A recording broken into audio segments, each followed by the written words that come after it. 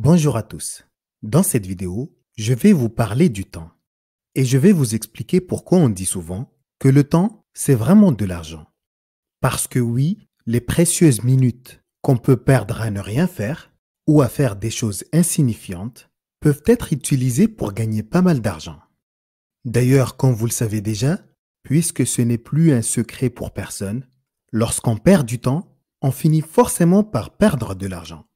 Et je suis convaincu que vous n'aimeriez perdre ni l'un ni l'autre. Donc, restez jusqu'à la fin de cette vidéo pour ne rien rater, parce que vous allez découvrir en quelques minutes seulement la meilleure méthode à mettre en place pour profiter au maximum de votre temps, mais aussi de votre argent. Mais avant de commencer, je vous invite à cliquer sur le bouton rouge pour vous abonner et à activer la cloche si c'est la première vidéo que vous regardez sur cette chaîne YouTube. Est-ce que le temps, c'est vraiment de l'argent? Avant de répondre à cette question, voyons ensemble l'origine de cette phrase, puisqu'il y a beaucoup de gens qui la répètent à longueur de journée sans connaître sa provenance.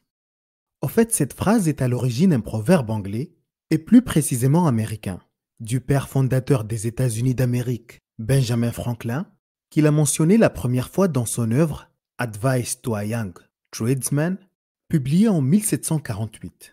Et dans lequel il prodiguait des conseils à un jeune artisan. La version originale de l'adage est Time is Money, qui a gagné en popularité et qui a été traduit dans quasiment toutes les langues du monde entier. Mais quelle est la vraie signification de cette expression, qui est à ce jour bien courante et très utilisée?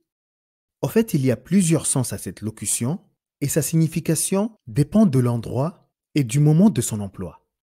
Par exemple, cela veut dire qu'il faut être efficace et savoir optimiser son temps afin de bien l'utiliser pour faire des profits et gagner de l'argent. Mais cela peut signifier aussi dans certaines situations qu'il faut éviter de gaspiller son temps car il est aussi précieux que de l'argent. Et en parlant de perte de temps, sachez qu'il y a des habitudes qui font perdre du temps, comme par exemple le fait de passer plusieurs heures sur les réseaux sociaux ou le fait de rester longtemps devant la télé pour regarder des séries ou jouer aux jeux vidéo et plein d'autres routines quotidiennes. Mais il y a aussi des attitudes qui font perdre énormément de temps.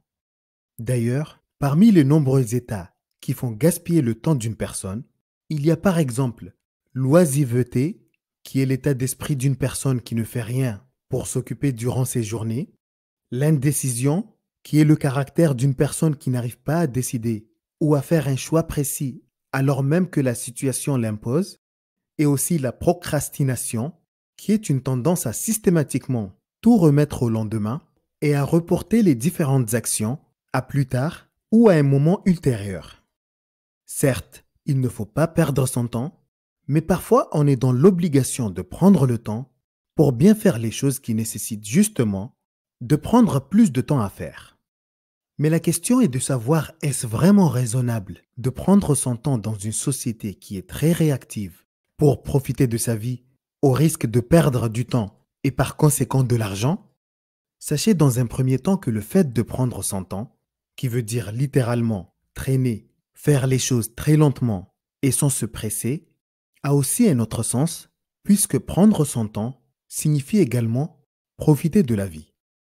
Et je vais vous montrer que dans certaines situations, le fait de prendre son temps n'équivaut pas toujours au fait de le perdre. Commençons tout d'abord par le monde du travail. D'un point de vue professionnel, quasiment tous les métiers qui exigent d'avoir une bonne concentration pour faire un travail de précision nécessitent de prendre son temps.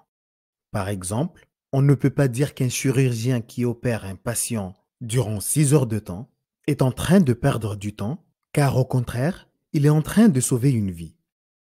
Et en ce qui concerne la vie de tous les jours, certaines personnes ont tendance à croire que prendre son temps pour s'amuser, se reposer ou profiter de la vie en passant du temps avec leur famille ou des amis est une vraie perte de temps.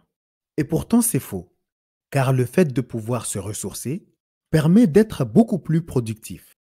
D'ailleurs, lorsqu'une personne prend son temps quand elle doit prendre de grandes décisions très importantes dans sa vie, ou qu'elle prend du temps pour mieux planifier son avenir, tout en améliorant la gestion de son temps et en organisant ses différentes tâches à venir, alors il serait inconcevable de dire que cette personne est en train de perdre du temps.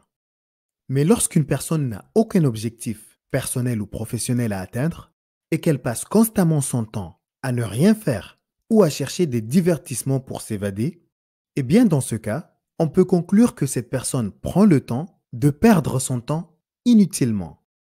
Sachez que si le temps c'est de l'argent, alors il n'y a pas d'heure pour en faire.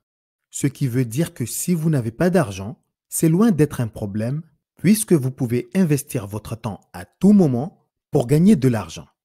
Et inversement, si vous estimez que vous n'avez pas assez de temps, alors vous pouvez investir votre argent pour gagner plus de temps. Tout simplement parce que l'une des méthodes pour gagner de l'argent, c'est de travailler. Autrement dit, échanger du temps contre de l'argent. Et pour mieux vous expliquer le concept, je vais prendre l'exemple des entreprises. Certes, chaque employeur s'assure constamment que les différentes tâches confiées à ses salariés sont bien effectuées. Mais la logique veut qu'un employeur rémunère ses employés pour leur temps. Du coup, ce qui se passe en réalité, c'est qu'un employeur achète le temps de ses salariés pour qu'ils mettent leurs compétences au service de son entreprise. D'ailleurs, si vous observez un bulletin de salaire, vous constaterez que le nombre d'heures de travail est l'élément clé qui permet de calculer un salaire mensuel. Parlons maintenant de la valeur de l'argent dans le temps.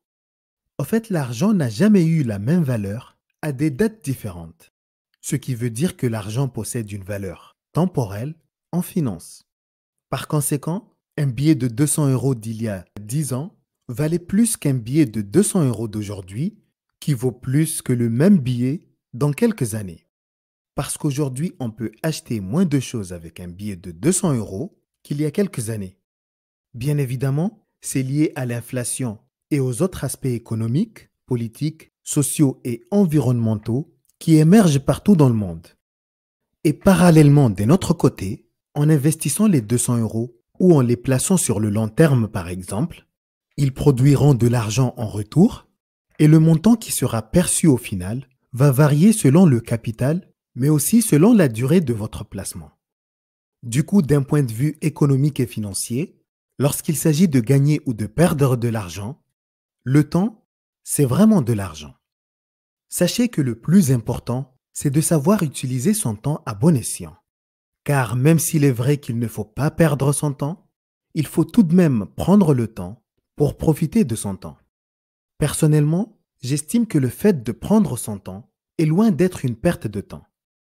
Et je pense que la meilleure méthode qu'une personne peut mettre en place pour qu'elle puisse profiter au maximum de son temps, mais aussi de son argent, c'est de faire en sorte de trouver un équilibre entre les obligations professionnelles et le bien-être personnel. Car dans tous les cas, le temps est une ressource tellement précieuse, parce que chaque heure perdue est tout simplement irrécupérable. Et puisque le temps est précieux, alors il faut faire en sorte de l'utiliser judicieusement en le consacrant au maximum à des choses que nous aimons faire. Car lorsqu'on perd du temps, non seulement on perd de l'argent, mais on perd aussi de l'énergie. Une fois que vous aurez réellement saisi à quel point votre temps est bien précieux, alors vous aurez plus de facilité à prendre les meilleures décisions au bon moment et au bon endroit. Mais alors, comment évaluer son temps et que peut-on faire pour connaître sa valeur? Je pense que l'idéal est de vous poser la question pour savoir combien vaut vraiment votre temps, mais surtout de vous demander ce que vous serez prêt à gagner ou à perdre en échange de votre temps. Car plus vous réaliserez le pouvoir et la valeur de votre temps, plus vous pourrez facilement orienter vos actions afin d'atteindre tous vos objectifs ainsi que l'accomplissement dans votre vie.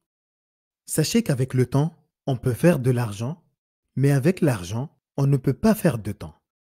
Maintenant que vous connaissez la relation qui existe entre le temps et l'argent, j'espère que vous allez tout faire pour mieux profiter de votre temps, pour gagner plus d'argent, mais que vous allez surtout prendre soin de vous et de votre temps pour mieux profiter de la vie.